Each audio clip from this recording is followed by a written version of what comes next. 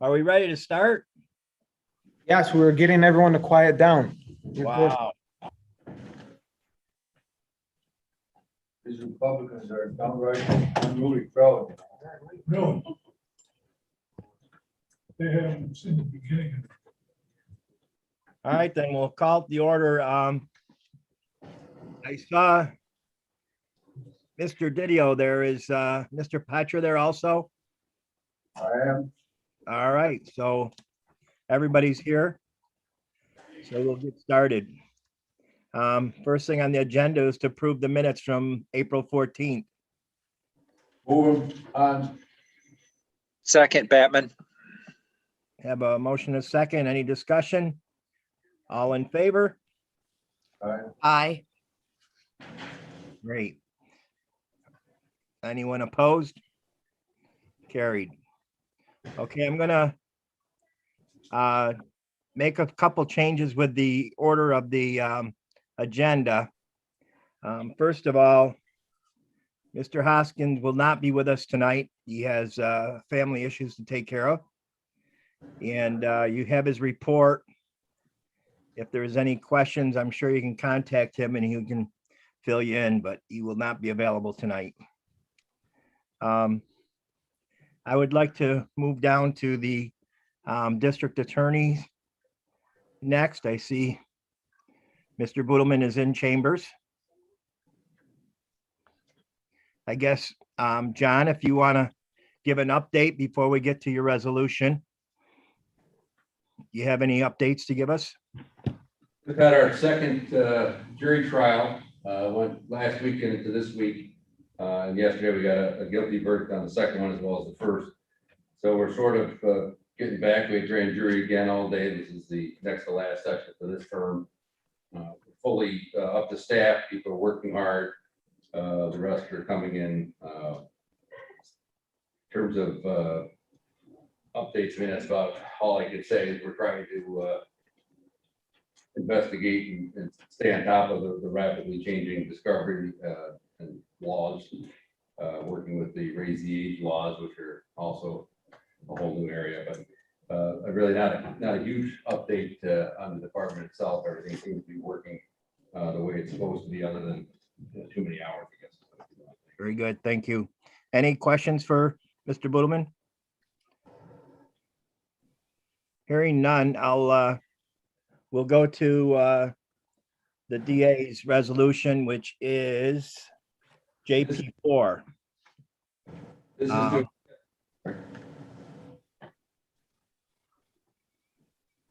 Nightingale move.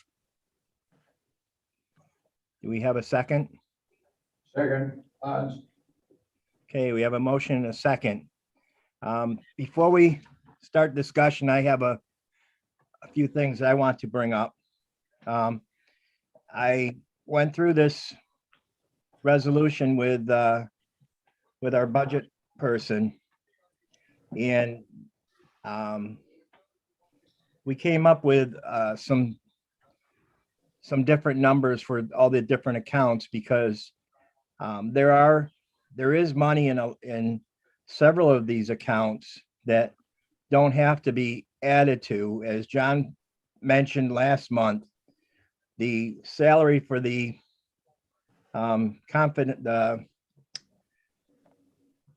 assistant DA, I'm sorry, the position that he's trying to raise the level of, there's already money there.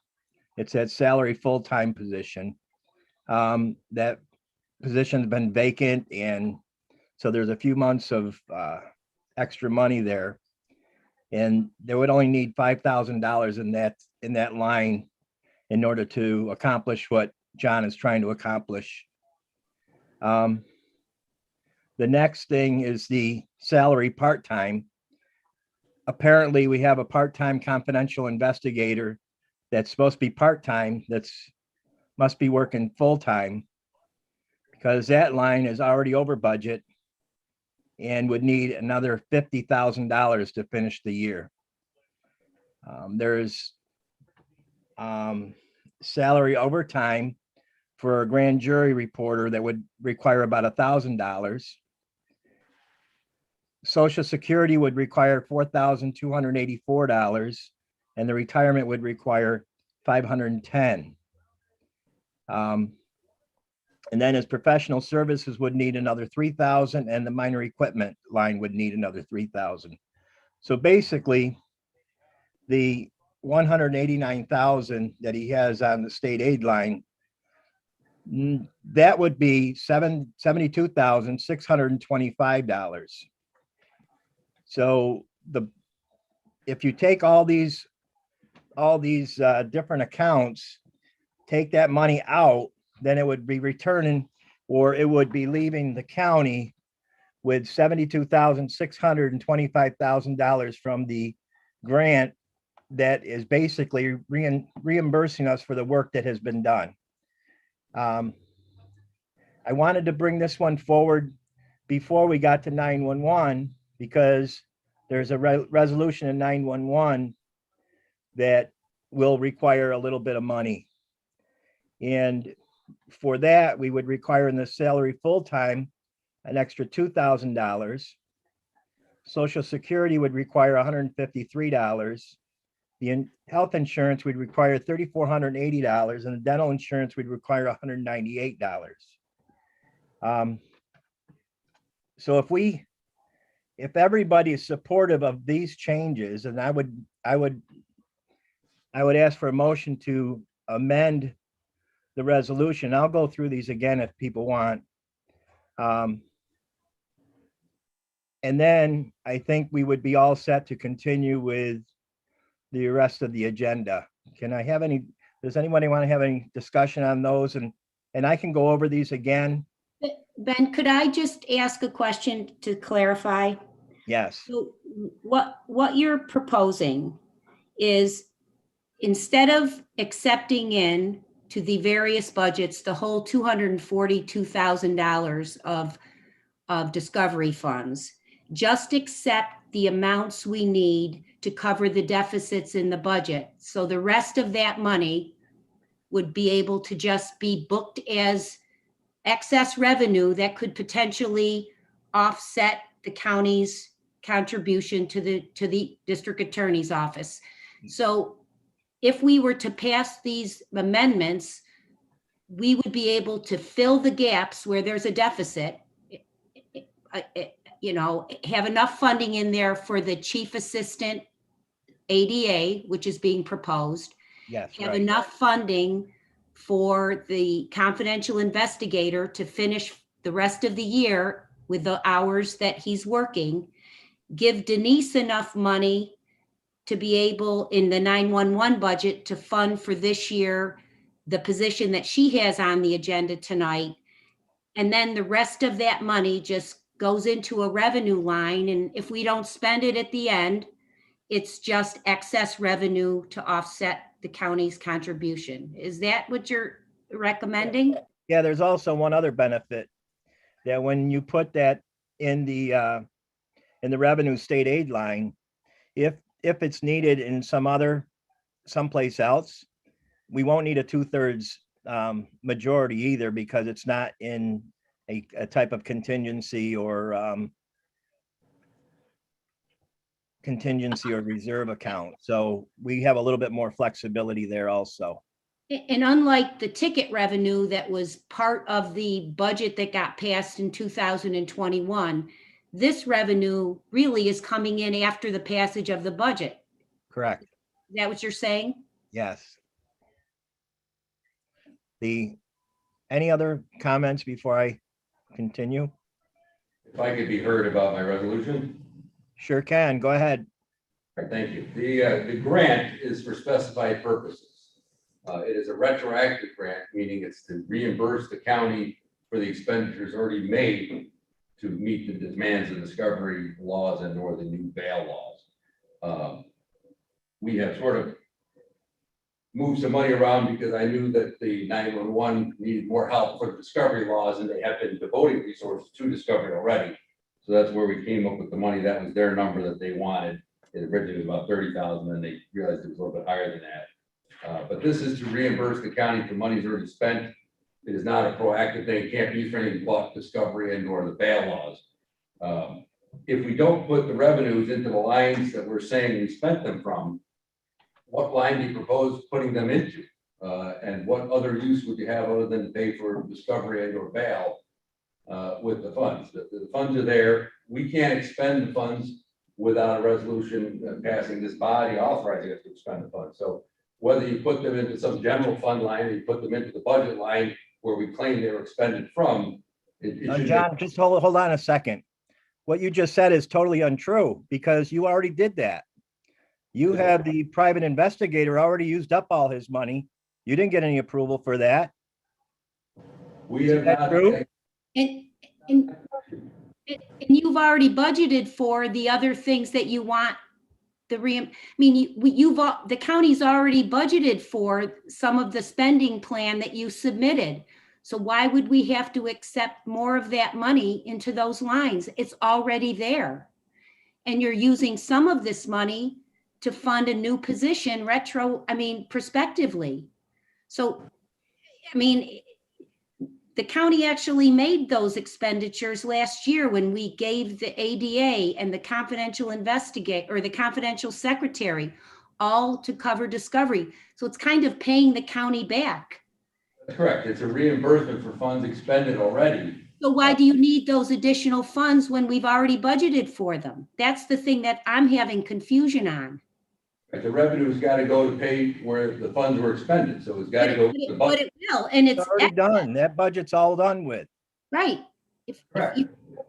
you don't spend all that revenue at the end of the year, it's unanticipated. It just reduces the local share the county pays for the district attorney's office. That's So correct. Any money that we don't expend, every year we turn money back, that goes back into the general fund, into the fund balance. That's how we get up.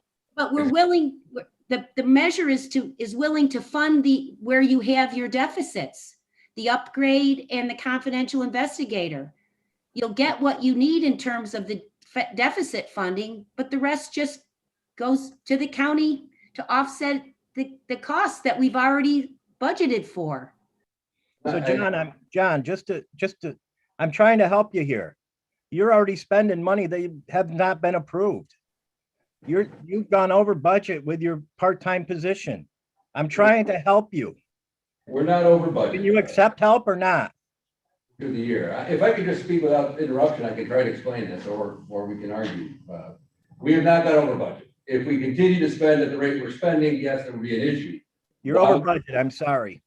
Here, excuse me.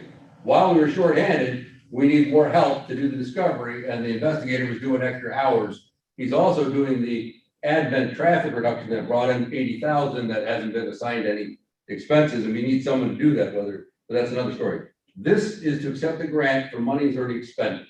We have tried to explain how we expend the money so that we get the money back from the state. If you only want to ask for 70 of the 240,000, we could do that. But otherwise, if we're saying we spent it on these things, that's where they should be going. I can't expend money that isn't authorized. So if we are, and whatever, it just gets turned into the general fund. It's already in the budget. It's to reimburse the county for the money. It's money already spent, basically. But this is the way the grant would be. It reimburses for these expenditures, and so it would go to those lines, and anything not paid would then go out at the end of the year. And hopefully we'll get a new Comments from other legislators? hand earlier. Ben, can you hear me? I can. Okay, I'm trying to wrap my head around all this because I hear opposing viewpoints. So we're talking about a pot of money, $242,000. And what you are proposing is that since the amount was already spent last year, we'll take in the $242,000, give it to the uncovered amounts that is the gaps in each positions that he's asking for. And then the county will take the remainder of that money to account for the funds that we spent on last year's positions for discovery. Is that the way that you're talking about this?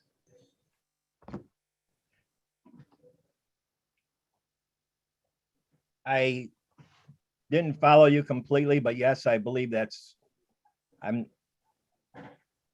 couldn't follow you completely, Ryan, but So it's It- all pot of money then, as far as, you know, I mean, it's all the same pot of money? I mean, is that, you know, it's all going into the general fund, right? After, and it's Those- reimbursed. yeah, it'll go into the state aid revenue. And it'll stay in that account. And that's the account that John was proposing to put the money in to begin with. But you can't, it has to total the right amount. And I don't know, is Lynn on the call or not? I am. Maybe you can explain this better than I can, Lynn, but Yeah, I'll try. I think part of the confusion sometimes is that, revenues and expenditures are different things. And we spend money out of the expenditures line, and we have to have an appropriation that can cover our expenses for the year. We cannot go over budget on the expenditure line. That's, the control of the government. For a revenue account, I can have a budget of 0 and have a check show up here for $100,000 deposited in the account, and it will show in the, actual performance of the county as over budget, and that's okay. So revenues do not have to, they can be over budget. We can have unanticipated funds show up at the county. We don't have to spend it. Since this is all retroactive claiming, we have to substantiate valid expenditures from April 1 of 20 through March 31st of 21.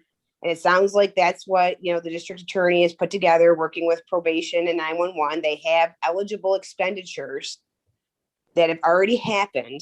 They're going to submit that to New York State. New York State will probably approve it. I'm sure it'll be fine. And the funds will show up.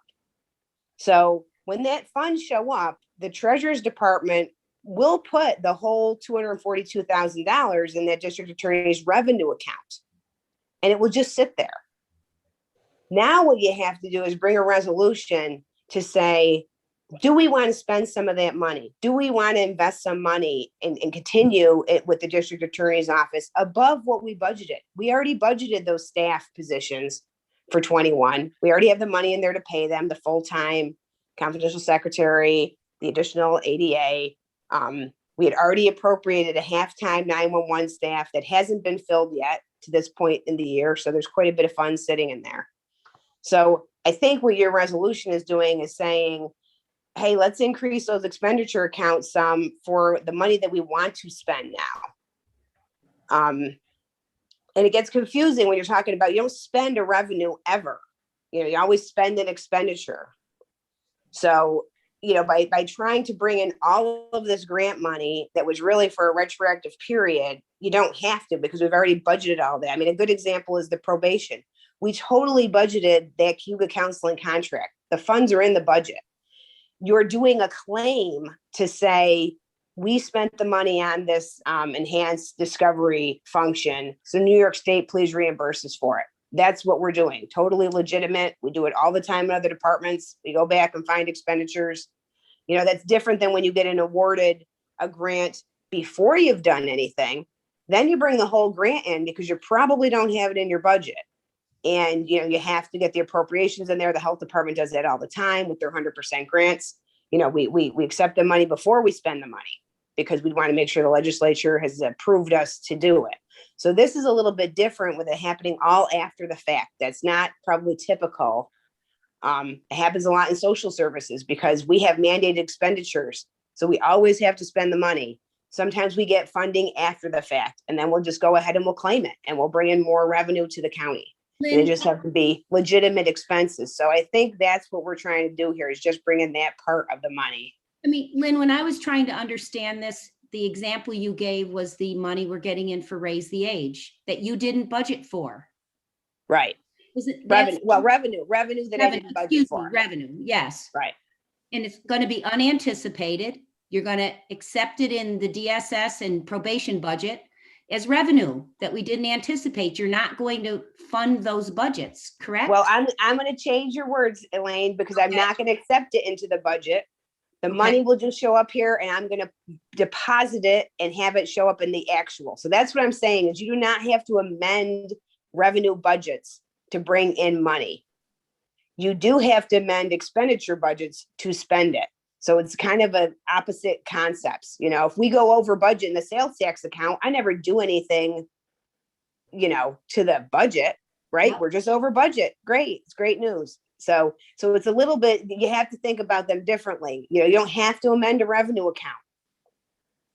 So I think that's a little bit of the confusion. It's a little bit different than how we normally do things.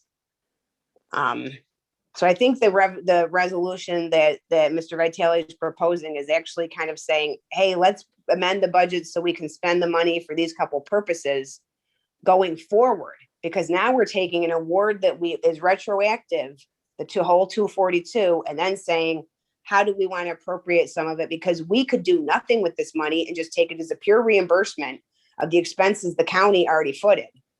Or we could actually say, no, I think we want to spend some of it. Let's reinvest it into some of these areas. And, you know, because they need more help, you know, we need to do more work there. So I think that's what he's trying to propose. Mr. Chairman, And Yes, did somebody? Yes. came- Tim Lattimore. My understanding of this grant is this is Manhattan money from the DA down there. This is assets and monies that were secured from criminals. It's not taxpayers' money.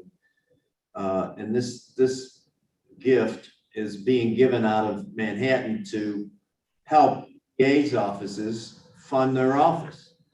I know that you know, they're overtaxed and, you know, we keep a tight budget on them all. But I mean, I'd like to see this asset be returned to fight crime. And I think that, I think this is reasonable to go back and reimburse us for services that we've rendered already. Thank you. I guess we agree then. Yeah, Keith? that's what we're planning. Yeah. Keith, did you have a comment? I think you're muted. There we Yes, go. there we go. Yes, it's always hard to get unmuted. Yes, I was, part of what I was going to add was what actually Lynn described much better than I could. But I think the point here is that this is a grant, as the district attorneys indicated, for money we've already spent. This is money to reimburse us for the money we spent last year for discovery. Hopefully, there'll also be money that will be available next year to reimburse us for extra money we spent for discovery this year.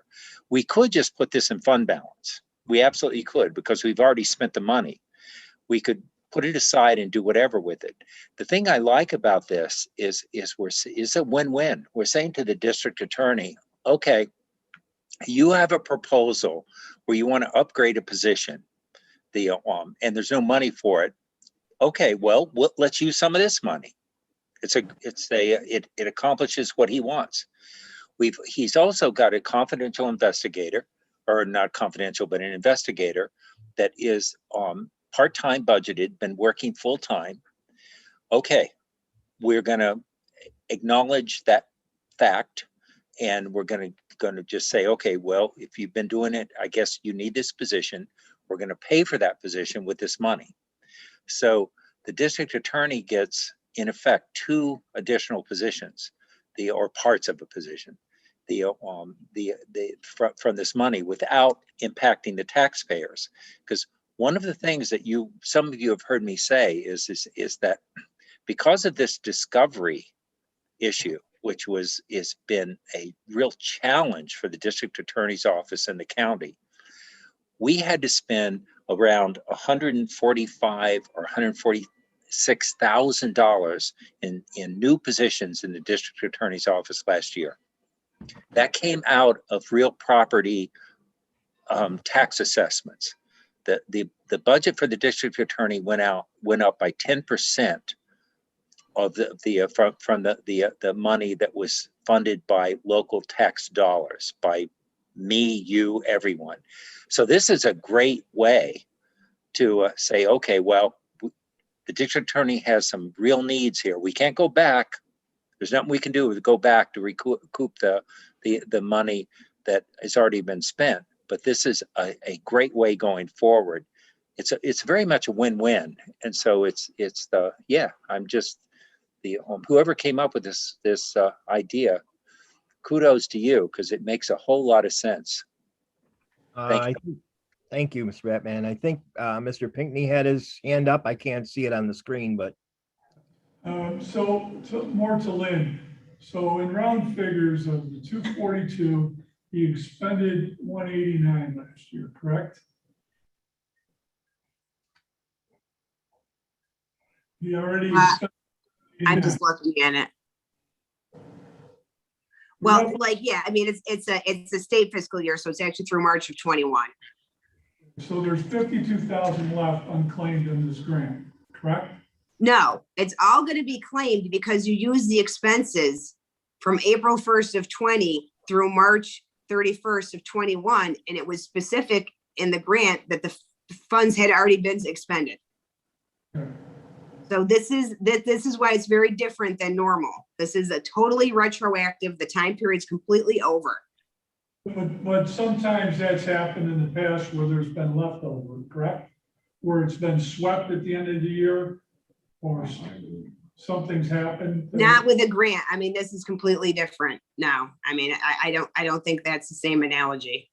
Let me ask you this, and why, if we were granted the 242, why has he only spent 189 of that so far? Where am I missing this? We did spend the rest. We've spent all of it between all three departments. We've spent he's substantiating the grant with money spent in probation on the contract with Cayuga Counseling and some staffing expenses spent in 911 to do discovery work. And then also his own staff within his own department. So we came up with enough expenditures that we actually spent in that time period. And then you submit that to the state and they'll say, okay, we think that you've, done enough investment in this area, and they give you the whole amount of money. It happens after the fact. So it has already, we're telling New York State, we have to tell New York State, we've already spent it. That's what the grant says to do. So that's what he's done. They've gone and pulled these expenditures amongst the three departments. I mean, and actually probation, we spent way more money than that. We could actually be, we have more invested than $242,000 in discovery, but that's all our allotment is. So that's all we have to, come up with expenditures. We spent much more than that in probation than what's on the grant reimbursement of $20,000. I think it was closer to $90,000 what we paid Cayuga Counseling. So I think you have to think about, this has all already happened. The check is going to show up here. We didn't anticipate ever getting this money. So it's great news. And then you're turning around and saying, now I want to spend it. You could, I'm not voting up there. You could actually decide to spend all of it on other new things or spend none of it on anything and have it all just go to the general fund. And I think what we're trying to do is say there's some needs right now that are evident that we're supporting, and it's the, full-time staff and an upgrade. Let's take that money in for now and reinvest it. That's what we're doing with this resolution. And if later in the year, something else comes up, we could come and talk about it again to reappropriate some of this. You have to think about it as unfound money. So if in your personal life, if a check just showed up that you never had planned on getting in a year, right? It's found money. You could do what you want with it. Save it. Because saving it is basically repaying ourselves for the property taxes that were levied. And then maybe I don't have to levy them again next year. That's the, I don't do anything with this money option.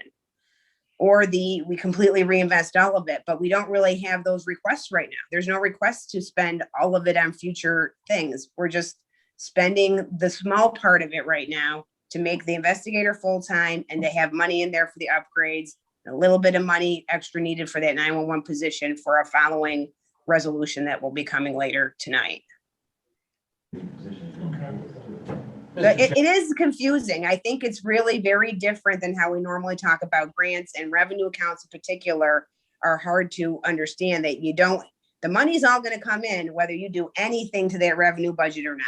The money's all gonna show up here once we put in that voucher to New York State and they process it, hopefully, and it gets approved. Thank you, Lynn. I think you've been very helpful. So just as a little bit of a summary, so basically the amendment that I'm proposing would put 66,794 in the different expense accounts for the DA. And it would put $5,831 into expense accounts for 911, so that we would be able to move forward with the resolution that's later on tonight.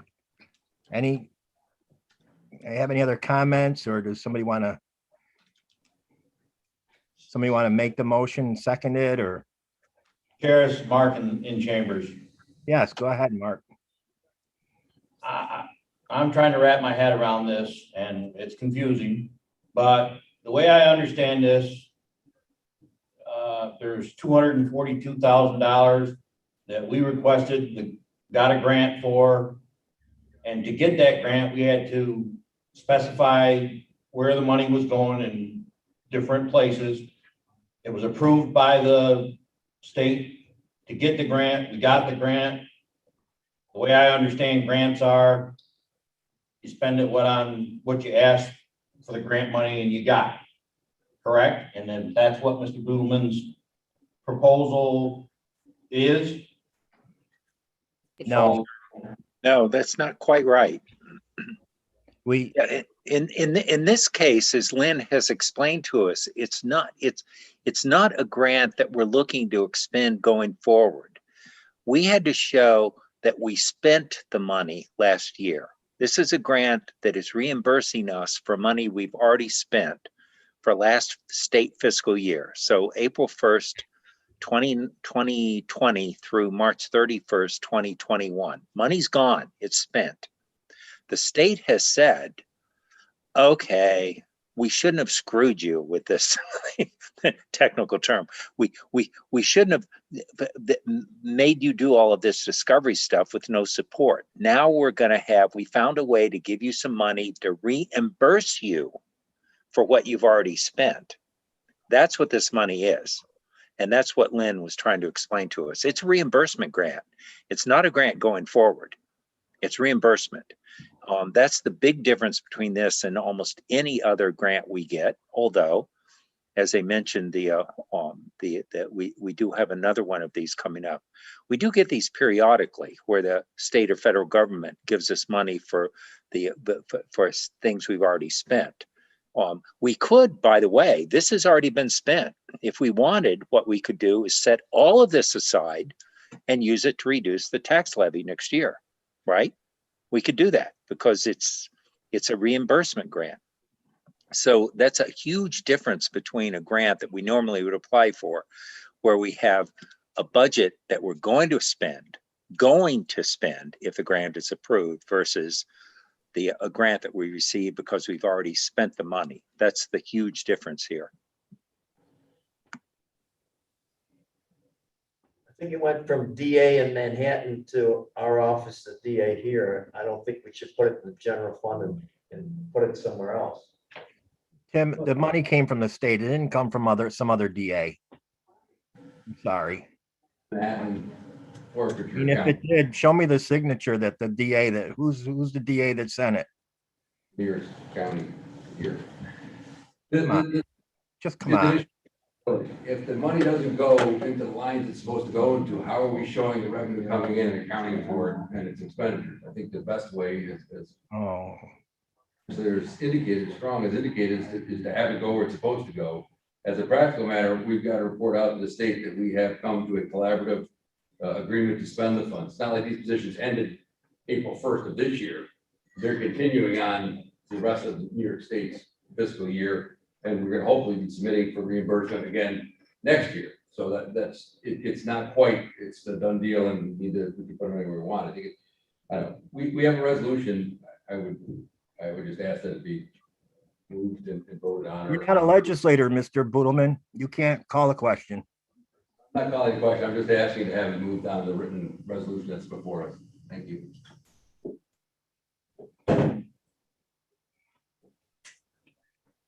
Any other comments from the legislators? I can't see anybody in chambers, so Make a motion, we approve.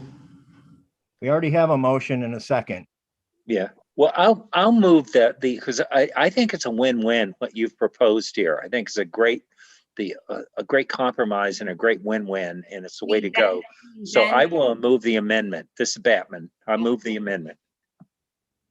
Aileen, you have your hand up? You're No, muted. I was just wondering, so there's a motion and a second for the amended version of this to allow No. for, no, No, Keith just made the motion for the amendment. I'll second that. Okay. Any discussion on the amendment now?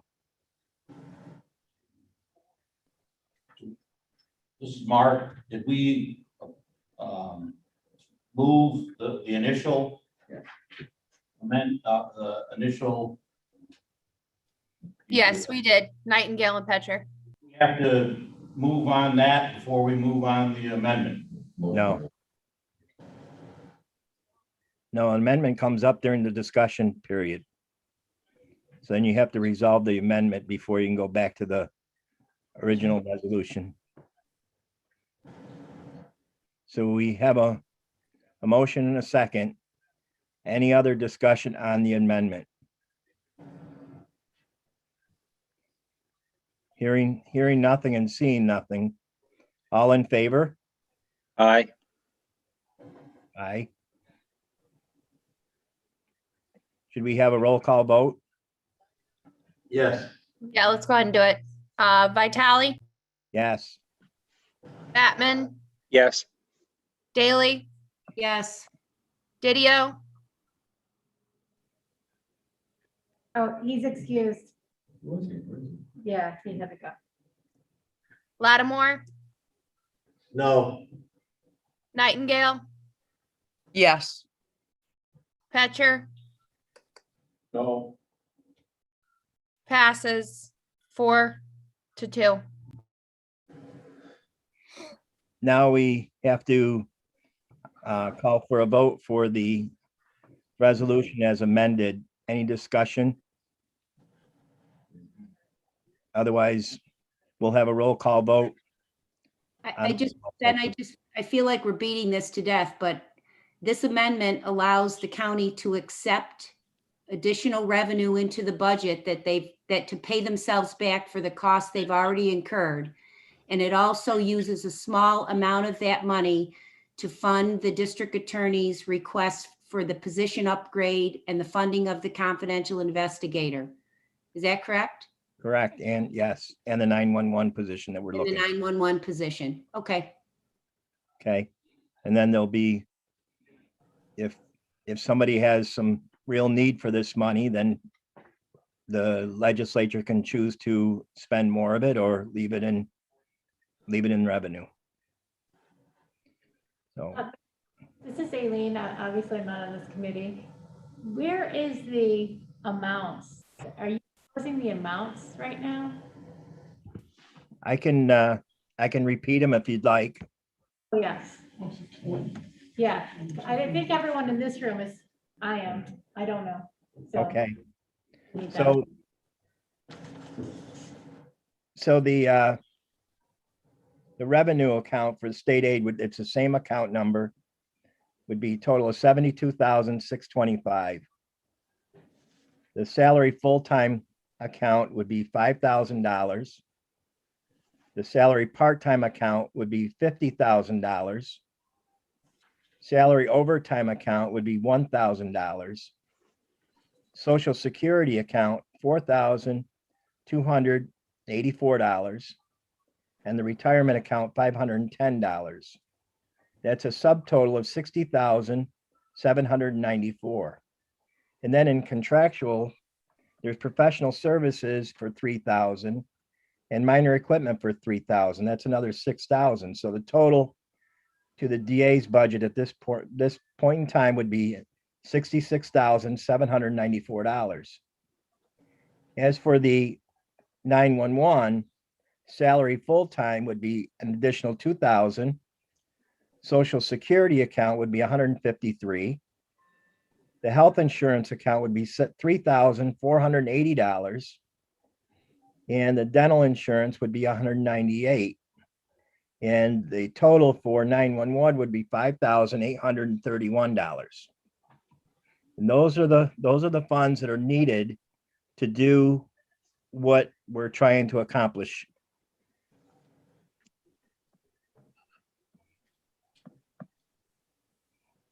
Any other comments, questions? Otherwise, I'll ask for a roll call vote. Okay, so this is on the motion as amended. Correct. Vitale, Yes. Batman, Yes. Daly, Yes. Didio is excused, Lattimore, No. Nightingale, Yes. Petcher, No. passes 4-2. Okay, thank you.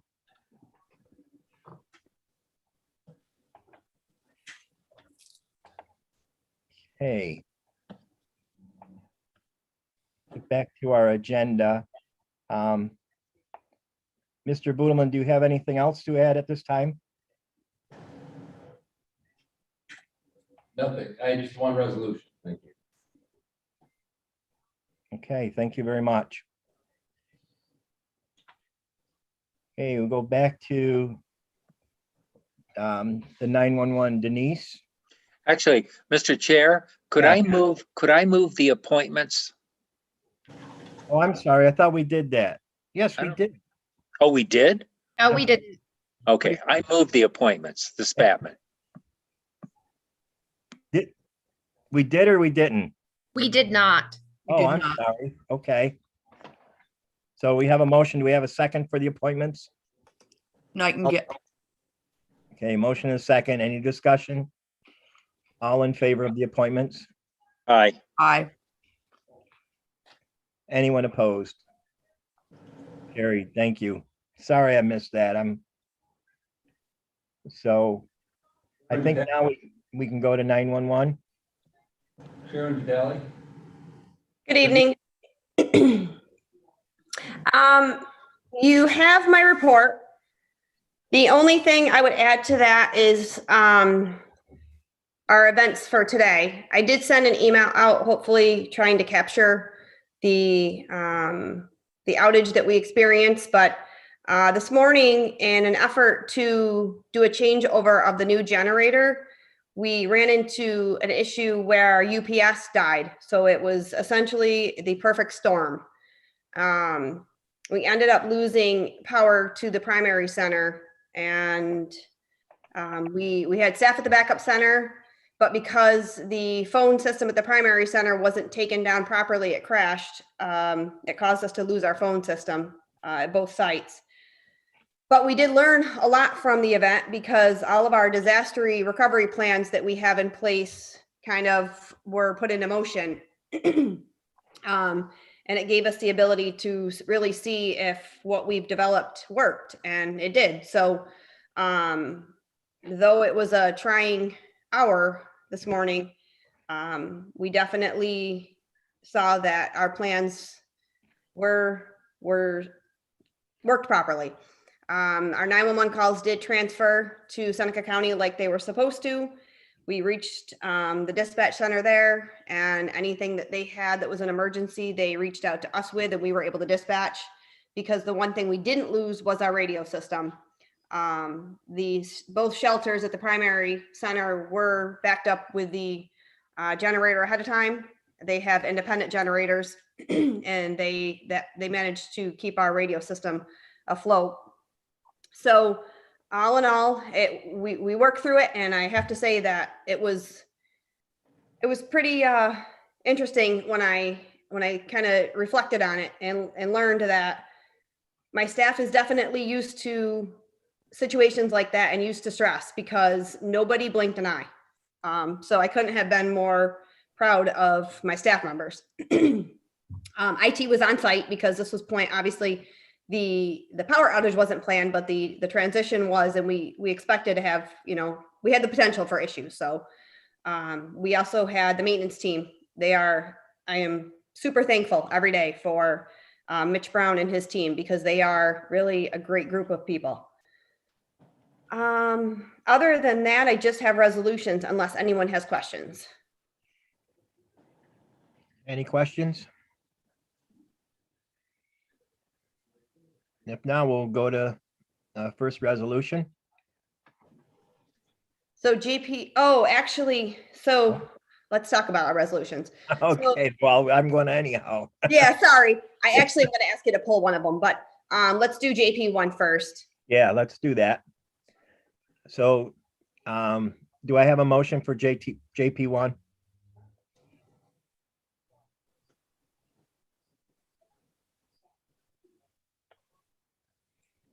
I'll move it if nobody wants to move it. Anybody second it?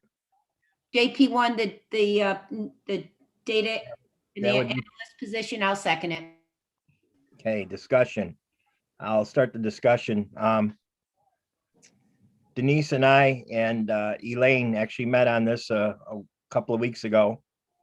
And we know how far back we are with some of the discovery.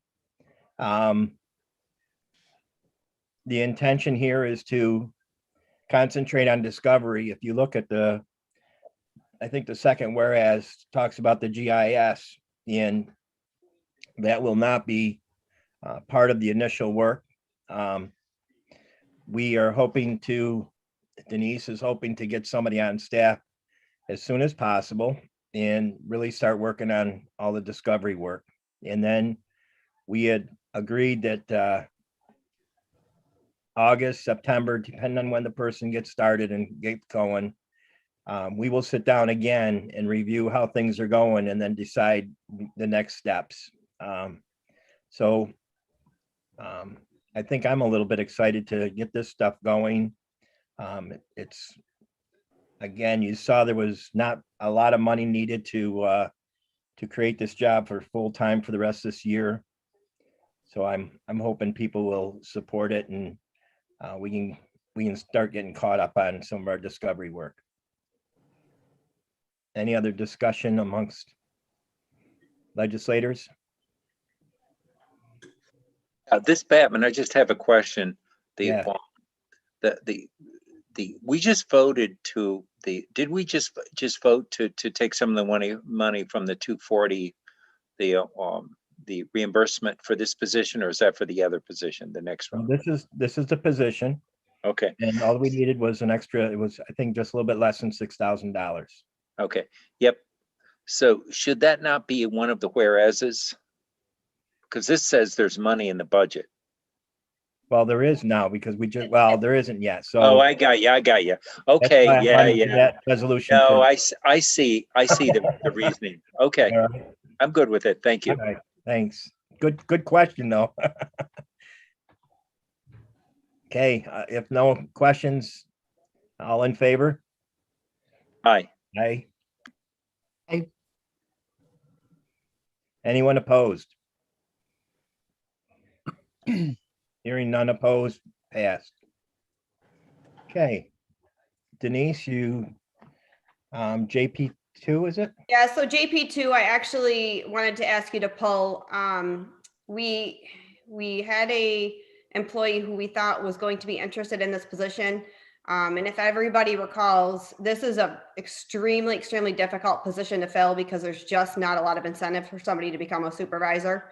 And he did decide this afternoon that he just doesn't want to take on the liability. So unfortunately, he is the only employee that took the test. So I just don't have anybody at this point to put in this position. So you can honestly go ahead and pull this resolution. Elaine, this is kind of why I was holding off on the ATF. Right. But Denise, you still have a dispatcher vacancy. Don't you need to fill that? No, my dispatch positions for believe it or not, are full. Right. It's supervisors that I need a supervisor on my midnight shift, and I just can't get anybody to take the position.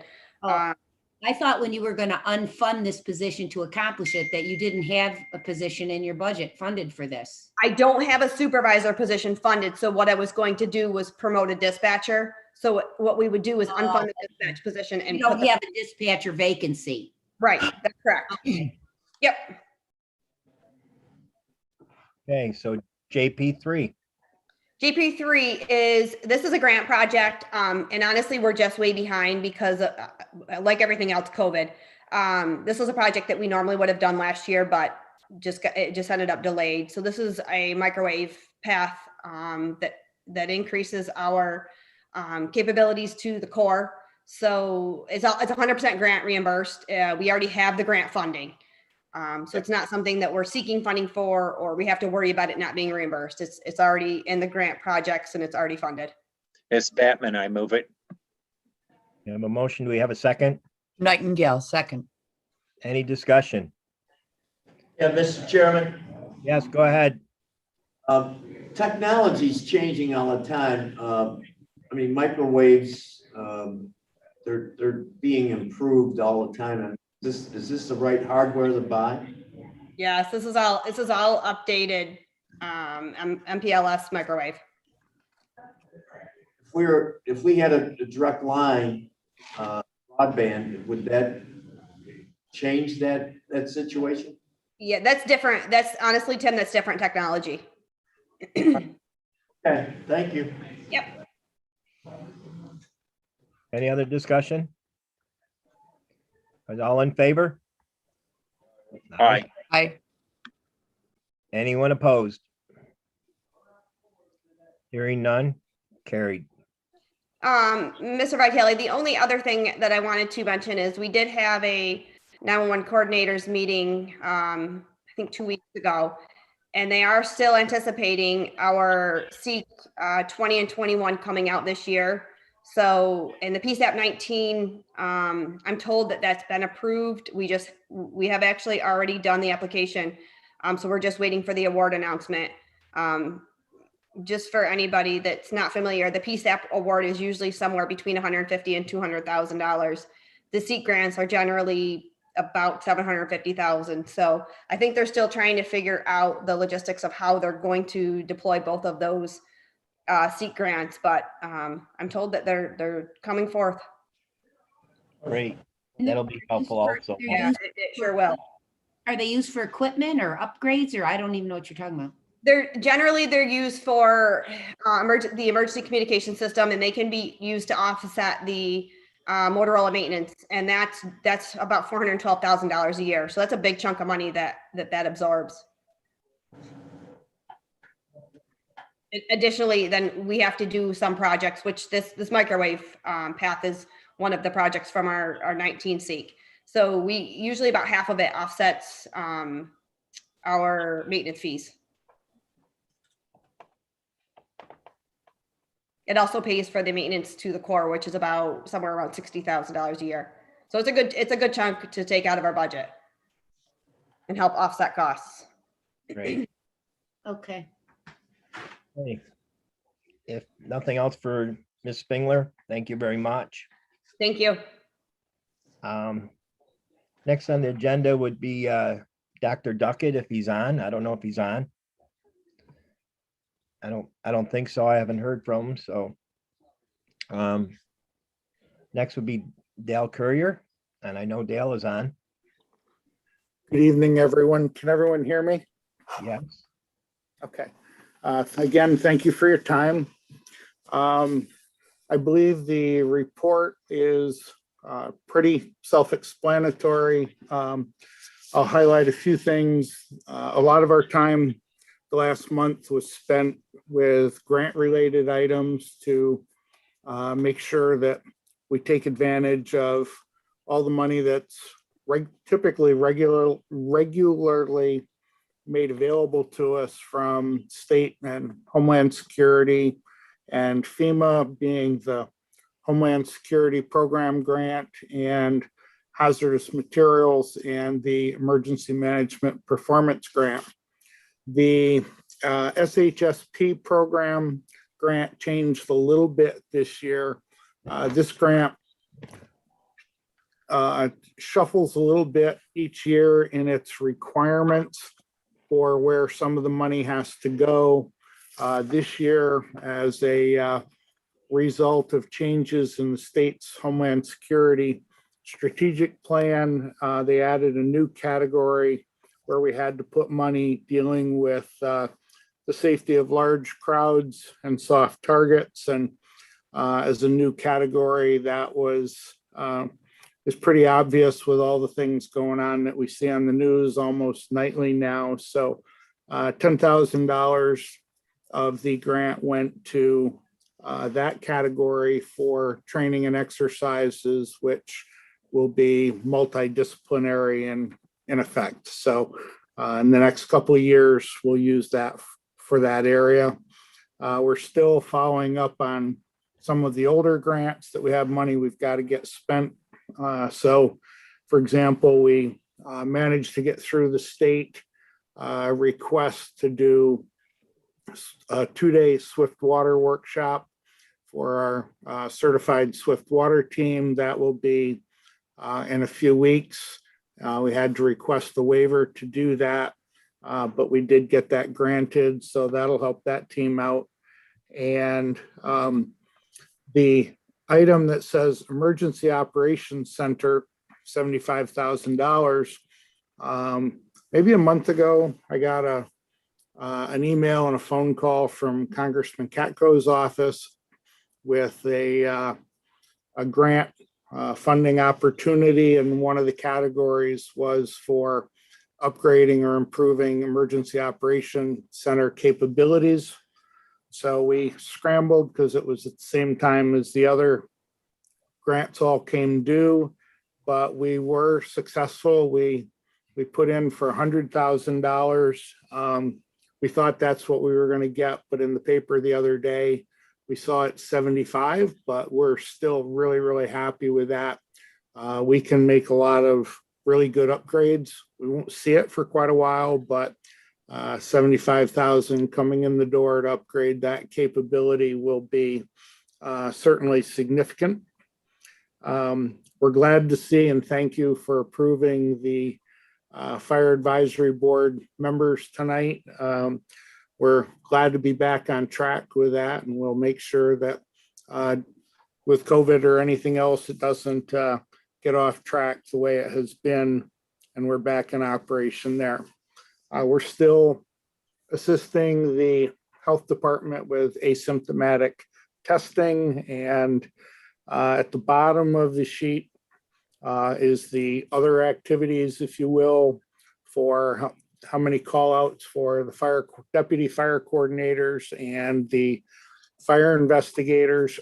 And at the risk of being proactive and out of place, if you're looking for a place for the money that you just discussed, that was kind of a windfall, I'd ask you to think back on our recent discussion about financial needs to bring the fire training center up to date, and that might be a good additional public safety use for some of that money. So with that, I will ask, is there anything I can add or clarify?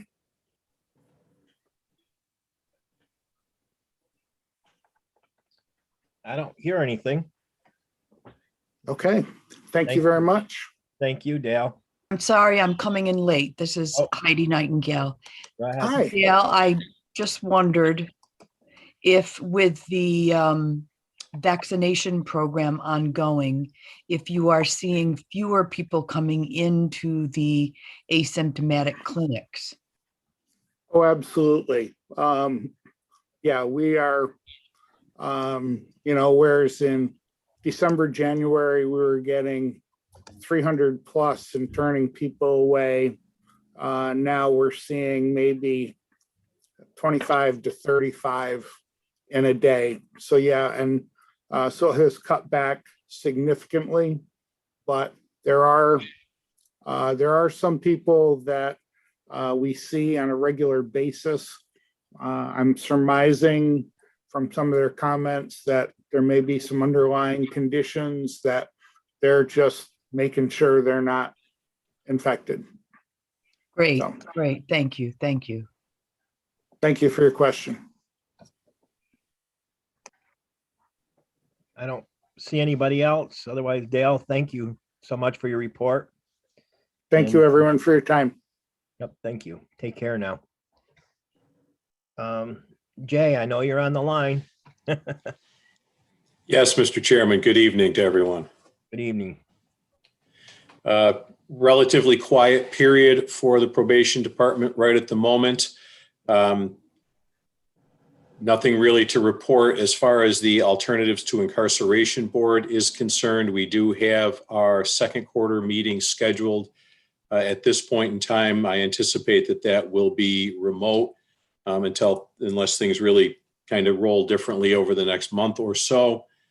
As far as the department is concerned, we are going to return all staff to the department after we return from the Memorial Day holiday. This isn't because the court system is returning to 100% staffing later in May. And right now we are really getting inundated with requests for investigations from the courts as they are playing catch up from the 2020 year. We will be allowing staff to request work from home time. The staff has really done a remarkable job in the last year. They've shown great professionalism and responsibility, and we want to kind of reward that and acknowledge that, and allow them to coordinate with their immediate supervisors an ability to work from home as it may continue to be appropriate. The Department of Criminal Justice Services just today did release the annual aid and state plan forms. I'm sorry, I didn't anticipate it coming. It was not on my report. I will share that with the committee when that's completed and submitted to DCJS as I do every year. And beyond that, Human Resources has started to canvass applicants for our vacant senior typist position. And that's about all from probation at this point in time. Thanks, Jay. I'm kind of happy to hear that you're going to allow some people to work from home, probably give a little bit more room in the office, and probably be beneficial overall, don't you think? I absolutely do. And again, the staff has done an exceptional job in the last year. If it wasn't for the fact that the volume of work coming through the courts has increased so dramatically recently, we probably wouldn't feel the need to do that right at the moment. But the workload is increasing and we need to keep pace. Thanks. Any other comments from other legislators? I just was curious, Jay, what did you say you didn't put on your report, but you just got something from the state? I'm sorry, I'm not clear with that. Oh, I'm sorry. Every year, the Division of Criminal Justice Services requires all probation departments to submit an annual plan and aid application. And this is related to the block grant funding that DCJS provides to probation departments and counties for probation services. It's late this year. Usually we see it February or March. To be honest, we weren't really certain it was going to come at all. It's a rather lengthy report that we have to prepare that touches on all aspects of probation services. DCJS encourages us to share it with our oversight committees, and I always do that. So you'll be seeing that. Yeah, based on this, you get a certain percentage of reimbursement for the work? We are seeing over the last 5 to 6 years, we're getting approximately 11% reimbursement for our total budget. Okay. And this is this particular thing you submit, it ties into all of that? Correct. Okay. All right. And it's technically gone down each year. Used to be more state reimbursement. Over a 20-year time frame, at one point it was approximately 30%. Okay. It's been consistently around 11% for the last 5 or 6 years. Okay. All right. Thanks. Any other questions for Jay? Otherwise, thank you very much, Jay. You're welcome, sir. Mr. Skank, Sheriff Skank. Good evening. I did submit my report with some of the highlights. Just one quick addition to that, as far as the jail's concerned, an update. We are looking at bringing in-person visitation back to the jail. We may start out on a little bit of a limited basis, not full capacity as we had in the past, but hoping to explore that and get some people back in June so they can see people that are incarcerated in person. But beyond that, I don't have any additional updates, but always happy to answer any questions. Any questions for the sheriff regarding the report or anything before we get into the resolutions? If not, we'll move right to JP5. And it's memorandum of understanding with Cayuga County Sheriff's weapons for the weapons range and Cayuga Community College Office for Public Safety. Do I have a motion for JP5? Move it on. I'll second then, Elaine. Okay, we have a motion and a second. Any discussion? Yeah, I have a question. I thought that the public safety, was staffed at the community college by the active police officers or peace officers. And the peace officers, of course, would not be carrying weapons. So that's not the case. They do have armed officers there that have utilized our range in the past for qualification. So this actually is not a new MOU. We have had this in the past. This is just a renewal, but they do still currently have armed officers there at the college. Okay, that are not active police officers from other departments. Not from other departments. Okay, thank you. And this just allows them to use your range? Is that Correct. It authorizes them to use our range for training and qualification. Okay. Any other discussion? Why is all in favor? Aye. Anyone Yeah. opposed? Hearing no one opposed, motion passed. JP6, memorandum of agreement with the County Sheriff's Police Association, authorizing the administrative lieutenants to have a separate bargaining unit. Yes, Batman, I'll move it. Have a second? Nightingale, second. Any discussion? The sheriff, I believe we talked about this a month or two ago, correct, in the committee? We Yeah. did. All right. Hearing, I'm sorry, not in committee, but we did meet outside of committee to discuss this issue. I thought you might have just mentioned it in committee, then we had that meeting, but Correct. I believe that I just brought it to your attention, but we had a discussion in regards to it outside of the Public Safety Committee. correct. And they petitioned to get into to be unionized, and they have supervisory responsibilities over staff, and that's part of the catalyst for this? Correct. The concern is that they are currently, there's two administrative lieutenants, a detective lieutenant and a road patrol lieutenant that are in the same union as the people that they supervise, and where sometimes it becomes very challenging for them and the individuals they supervise is when there might be issues related to discipline or things along those lines. So it just makes more sense for them to separate to form their own unit because they really have a different job than the people that they're lumped into with right now in the same union. So we think that they should be separated. Okay. Any other discussion? All in favor? Aye. Anyone opposed? Hearing no one opposed, motion carried. I would suggest that we bundle number 7, JP7 and JP8. They're both funding for the Operation Stone Garden grant, and one is for 2019 and one is for 2020. Yeah, I'll move them as a bundle. Batman. Do I have a second? Nightingale, second. Any discussion? Hearing no discussion, all in favor? Aye. Aye. Anyone opposed? Motion passed. Is there anything else that needs to come before this committee? Mr. Chairman, Yes, a couple items. Number one, our GIS. I know that they had a cyber attack against a gas line, which disrupted the gas into the northeast.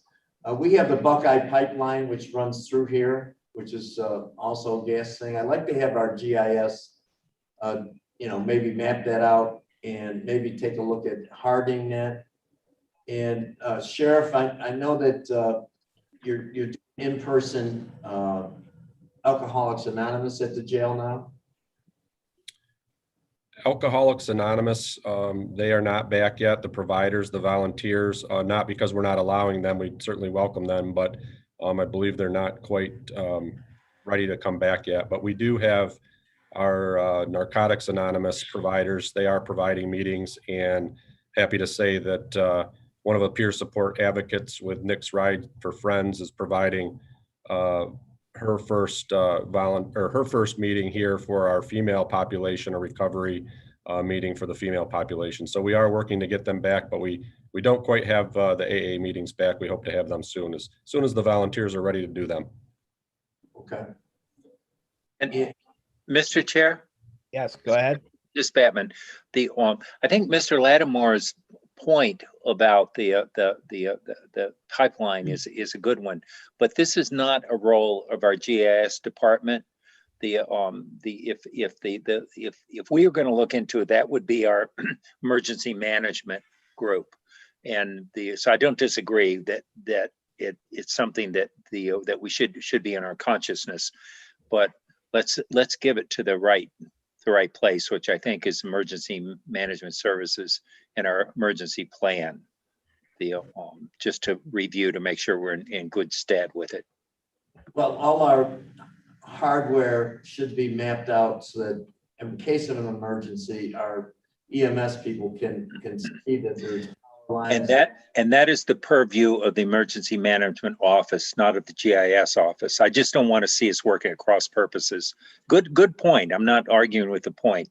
Just sometimes we say things and departments take that as a directive. And I don't think Dale is on the line right now, but there he is. Yep. I am. I'm here. Okay. If I may, we have been following this Colonial Pipeline situation from the beginning, and actually the two Buckeye pipelines there are two that feed off it. One comes up through Onondaga County and terminates at a tank farm in Brewerton. The other one does come through Cayuga County at some point. I can't tell you exactly where it is.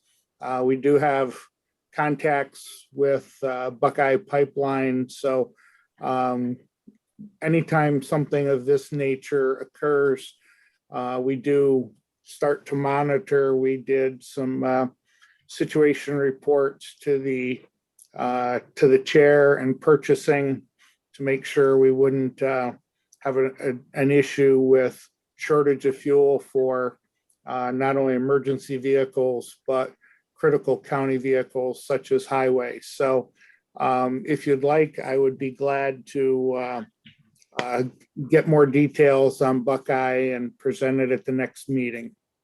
Well, the storage issue was another one I wanted to bring up, Mr. Chairman. I'm glad you brought it up. Thank you. Yeah, that second line that Dale is talking about, actually, farmer in my area actually ripped it apart about 8 years ago. So I kind of know exactly where it is. Did I have somebody else that wanted to make a comment? Yes, Mr. Chair, I have a question for the sheriff, if he's still on. Yes, he's Yes, still he there. is.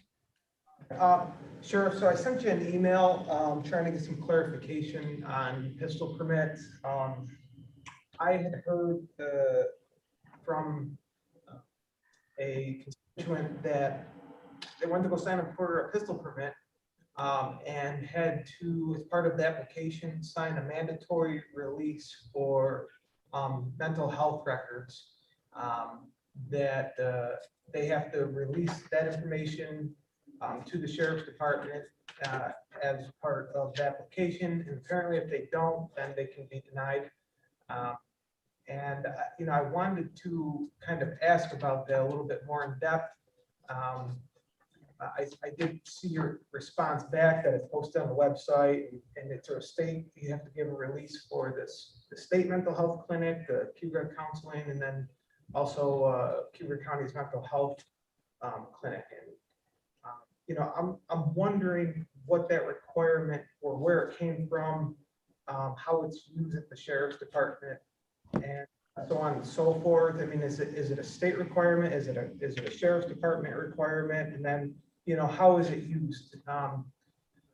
In part because if your investigators investigating someone's pistol permit and they have information from a mental health therapist, it's just, I'm wondering how that can be used as part of this during the application process. Yeah, I'm sorry. Who is asking this question? Forgive me. It's Batman. That's Ryan asking the question. Ryan, thank you. Thank you. I don't know. Whatever. Go ahead, Sheriff. Okay. So the pistol permit application for somebody that's initially applying does ask the question if the individual has ever suffered from mental illness. Our application procedures and the information that we request during our investigation it's approved by our county court judge, Judge Leone. So we have an investigative process. That question is asked, and actually the penal law mandates that we investigate each answer to each of the questions on that application. So the question that asks, have you ever suffered from mental illness? That's a question that leads us to require that an individual disclose if they have been treated for that. So we do have a consent form for us to have access to those records if they've been treated for that, and we will, explore that as part of the investigative process and, turn that information, if there's anything found, over to the judge, so the judge can make the determination as to whether or not that permit should be issued. Right. So my question is that a county requirement or is that a state penal requirement that you are enforcing? It's so the individual requirement that they consent to provide any treatment records, that is a requirement that I believe is individual to our county. However, I know a number of counties do ask specifically for consent to obtain those treatment records if there's anything above and beyond involuntary admissions to a mental health facility. So we recently, since I've taken office, we have updated our procedures when it comes to investigating individuals for a pistol permit application. And Detective Lieutenant Cornelius actually looked at a number of different agencies to get some ideas of what they look for and how they investigate certain answers to the questions on the standard application form, and took some of that information, bounced it off of the judge to see what the judge wanted to see when we provided the information, and that was one of those things. So the penal law, just to answer your question, requires that we investigate whether somebody has suffered from mental illness or not, but we've taken it a step farther here in our county to not just look at involuntary admissions to a mental health facility, but actually explore what type of treatment has someone potentially had for mental illness. I hope that answers your question. It does. I mean, it's a county requirement. Are you saying that the judge is requesting that information, or it was just your office saw to standardize with other counties? Sheriff? Yeah. I'll let the lieutenant, if it's okay, Lieutenant Cornelius might be able to shed some more light on that. He actually directly oversees the application investigations here at our office. So this is Lieutenant Cornelius. The only data that we retrieve at all as a result of that consent form is a treatment history and a diagnosis, which basically just says from this date to this date, a person was treated for this particular diagnosis. That's what we request. That's what we get. We don't get treatment notes. We don't ask or require anything other than they're required to answer the question, have you ever been treated for mental illness? And in order to investigate that, we ask for the diagnosis and the treatment history. So the length of treatment, we provide that to the judge. And while we were going through the process of making sure that we were doing the right thing in Cayuga County, I looked at many different county processes, how they go through their investigation, and kind of crafted something fairly middle of the road that we presented to Judge Leone. Judge Leone reviewed it and agreed that the more information he has when making this critical decision, the better decision he's going to make. Okay, thank you very much. There's no further questions. I entertain a motion to adjourn. Move it. Do I have a second? Elaine? Thank you. All in favor? Aye. Anyone Aye. opposed?